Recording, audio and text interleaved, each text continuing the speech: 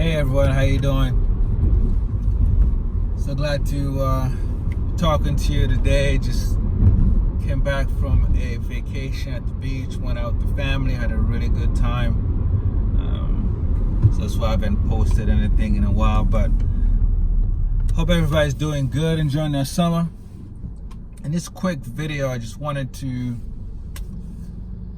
kind of pick up from where I had started off the last time, talking about building your credit using credit cards.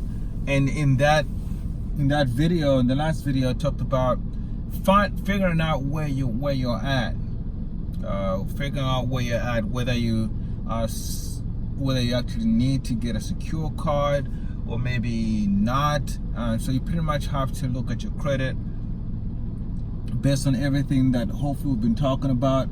If you've been listening to my previous videos, the main thing that I talk about is having that credit intelligence, just learning more about your credit, learning about the different aspects on your credit, learning about the different indicators, kind of getting a sense of where you are in the credit building, rebuilding stage, or whatever you need to get done, whether you're rebuilding or whether you just don't have any credit and you're trying to get to the next level.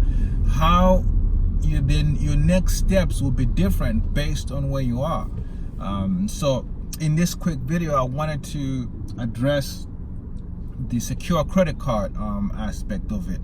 Again, not everyone needs to start with a secure credit card, but perhaps you're somebody that needs to start with a secure credit card. Maybe your credit is in the low 500s or under 500, or you have a couple collections accounts and you've messed up on a credit card that's been charged off and things of that nature.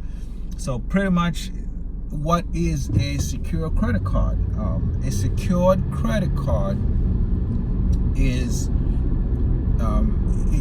a credit card backed by a financial institution, a major bank, or a credit card company, where that credit card is backed up by your money. In other words, the line of credit is secured by your own personal funds.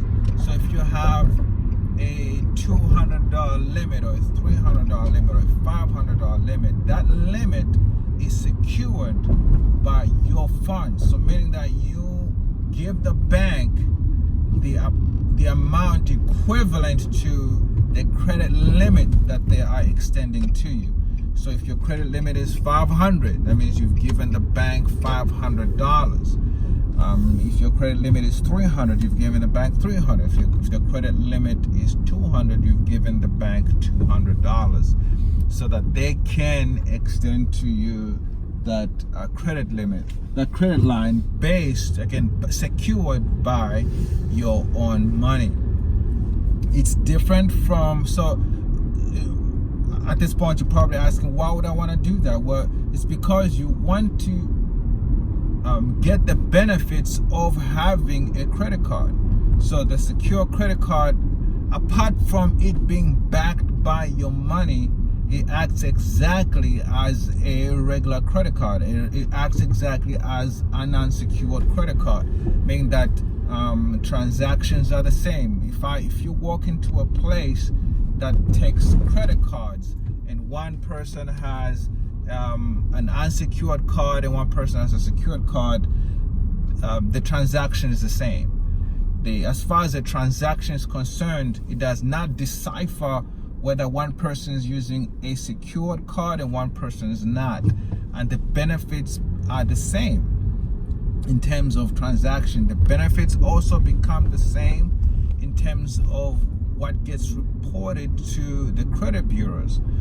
Your utilization gets reported to the credit bureaus in the same manner as an unsecured credit card.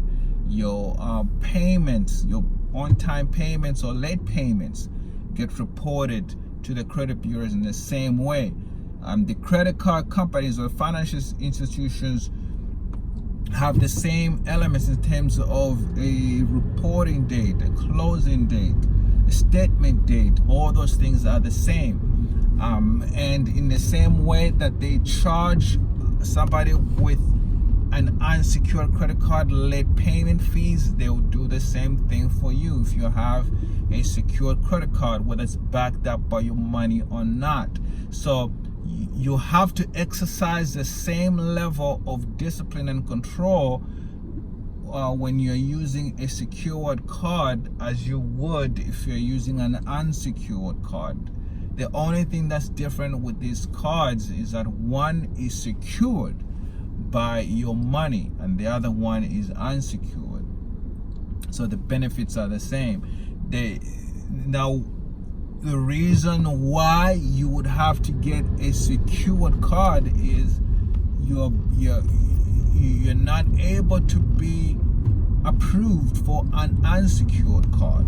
So because you want to get the benefits of using credit cards to build your credit, you start off with a secured card, backed up with your money. You start off with that so that you can begin to get the same benefits credit wise that is a credit card gives, benefits you, in other words, in terms of building your credit, because it's going to report to the credit bureaus the same way.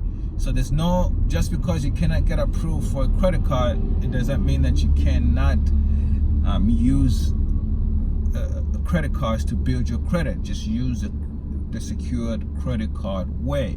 So use a secure credit card, build up your credit, meaning that let on-time payments start reporting to your credit. Have a line of credit on your credit file, or an open line of credit. Establish good standing. Again, you want to establish good account standing on your credit, especially if you have nothing good on your credit, like everything is charged off, everything is in collection, you have no open accounts. Go ahead and open that secured card so that you can have those on-time payments, so that you can have something positive reporting on your credit. And give it time. Credit building or rebuilding takes time. It's not a fly-by-night thing. It takes time. Proper credit building and rebuilding takes time. You have to follow the right steps. Be patient. Let the algorithms work in your favor. You just have to exercise discipline in terms of making your payments on time. Make your payments on time. Make sure that you understand your dates, your reporting date, your closing date, and your statement date. Make sure you understand your utilization. Keep your utilizations low.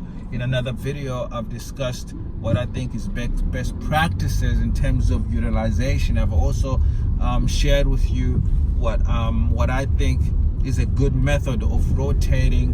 1 month you have a low balance and the other month pay it off. Just rotate that just to kind of see how it will affect your credit. I share how that impacted my credit when I tried that out. So then the next question would be, what is the best secure credit card that I can get? First off, just do the $200 limit. You don't have to go $300. You don't have to go $500. Just start off with $200. Do the $200 credit line. That's good enough. Just do the 200 line. So give the bank $200 and use that. And once you qualify for the next level of credit, they'll give you back that $200. So it's a refundable deposit. So it's a fundable secure deposit. So what is the best secure credit card? Well, I won't tell you what I think is the best, because there's many different options out there. I'd rather give you what I think you should look for. What should you look for? What should you look for in selecting a secure credit card?